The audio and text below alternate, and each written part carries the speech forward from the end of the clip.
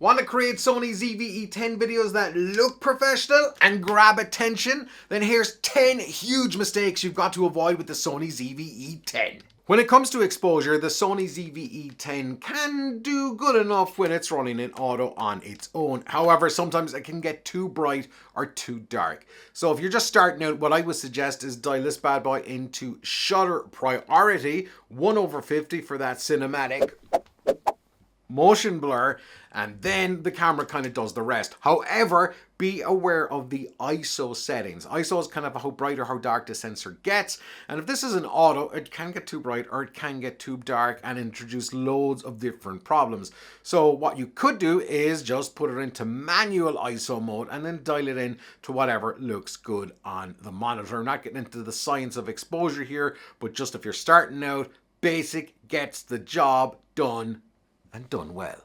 When it comes to white balance, this can really affect how your video or photos actually look on the Sony ZV E10. Now, if you're running an auto, for the best part, it's okay, but you have zero control over the white balance, and that can be a bad thing because if this screws up, then it can be very hard to fix the white balance in post. So just use manual white balance as a starting point. What I use quite a lot, including what I'm shooting right now, it's a daylight white balance of 5500 kelvins. Now, if you're shooting a horror movie on the Sony ZV E10, which you absolutely can,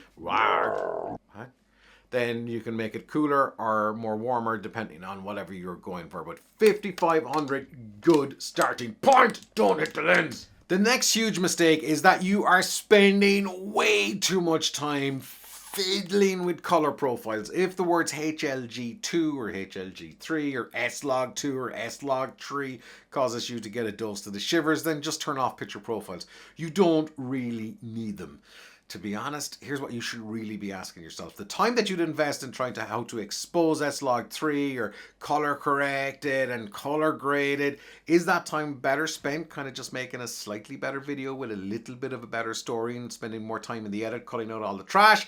Or would your audience really prefer a video that is color graded to within an inch of its life and might look pretty cool? Chances are story will win 10 times out of 9. Yep, story is more important. The video is more important than the color grade. So yeah, sure, you can learn this in your own time, and when time to come, you can really start color grading stuff. But if you're just starting out or even mid-level stuff, who cares? Story first. The kit lens on the Sony ZV E10 is great. I've shot some phenomenal stuff with this little lens. However, you're making a huge mistake if you're not looking at extra lenses for the Sony ZV E10, even if it comes to renting another lens to see how things look. And because the Sony ZV E10 is an APS-C camera, this does something with lenses that even a camera like a full frame one, 5 times the price of this, 10 times the price of this, cannot do. But stick around because I'm going to get to this amazing thing in a minute. The biggest downside with the Sony ZV E10 is its stabilization. It is not great. In fact, this is probably one of the worst stabilizations that you can find in any video camera today. Yes, it does get worse, but this is pretty bad. However, you can fix this for free with Sony's Catalyst Browse software. How does it work? Well, essentially you upload your footage into your computer, you put it into Sony's Catalyst Browse, and then because this records all the gyro data on the camera, it just fixes the stabilization, crops in a little bit, but you can go from wonky looking footage to stuff that's actually very, very usable. Now, if you want to do this in batches where you want to put in a whole bunch of clips and stabilize and render them all out one after the other, you have to buy the more expensive, fully blown version of Sony's Catalyst Browse. However, for free, it ain't half bad, and it provides incredibly usable results. Before I get to one of the biggest mistakes people are making with the Sony ZV E10, if you're getting value out of this video right now, please hit the like button. Now, speaking of like buttons, this button right there, this one, this there, that one, Vic, the FN button. If you're not using the FN button, you gotta use it in the Sony ZV E10. Why? Because the menus in the Sony ZV E10, like a lot of Sony cameras, are vast and there's a lot of them there. But what the FN button does, it brings up a menu that allows you access to the most used functions on the Sony ZV E10 that you are using, and you can customize these for video or for photo as much as you want.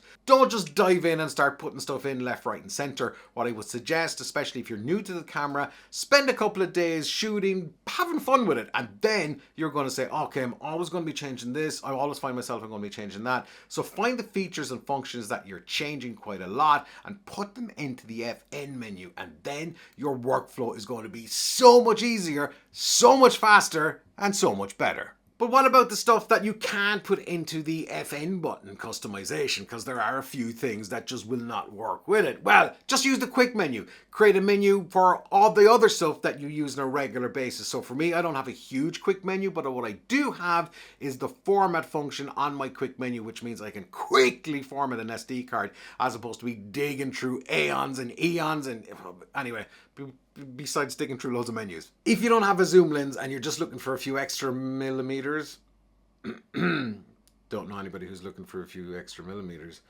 A few extra inches, right? Yeah. There is a thing on the Sony ZV E10 called clear image zoom. Now, this is a digital zoom, but before you freak out, it's not digital zoom in the old way it was, which is just a block of pixels and looks horrible.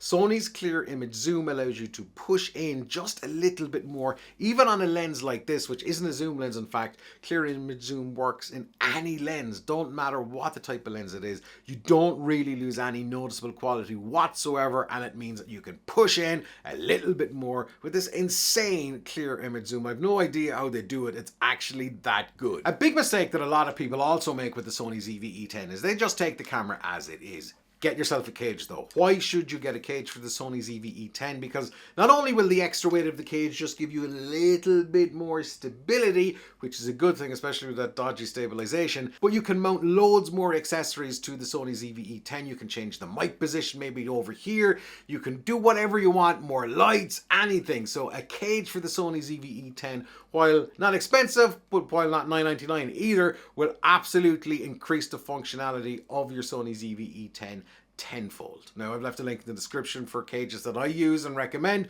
Moving on to some real big mistakes that people are making. Let's say you've got an external mic, but you forget to bring it, and then you're going to the internal microphone on the Sony ZV E10, which is okay.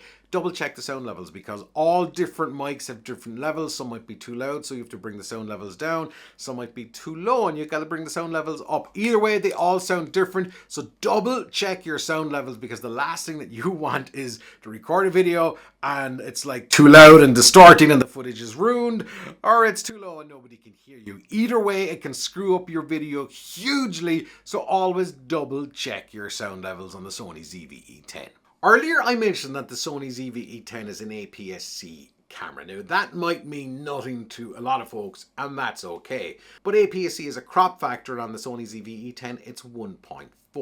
So any lens that you have on the Sony ZV E10, you've got to multiply it by 1.4. So let's say you have a 600mm zoom lens, this amazing lens. If you put that on a full frame camera, it's going to be 600mm. But if you put it on the Sony ZV E10, which is an APS-C camera, it's going to be 840mm. Now, what does that mean? Any zoom lens is going to give you further reach, and if you tie in clear image zoom with that, you get even more reach, which is absolutely bonkers, and that works with any lens. But the downside of that is with other lenses that may not be zoom lenses, where you don't want that extra reach, you also have to take that crop factor into account. But either way, APS-C crop factor ain't a life-death sentence. It's actually pretty damn useful. If you want to extend the battery life on the Sony ZV E10, and if you fancy some more epic tips for this amazing camera, check out the video right here. Trust me, you don't want to miss this one.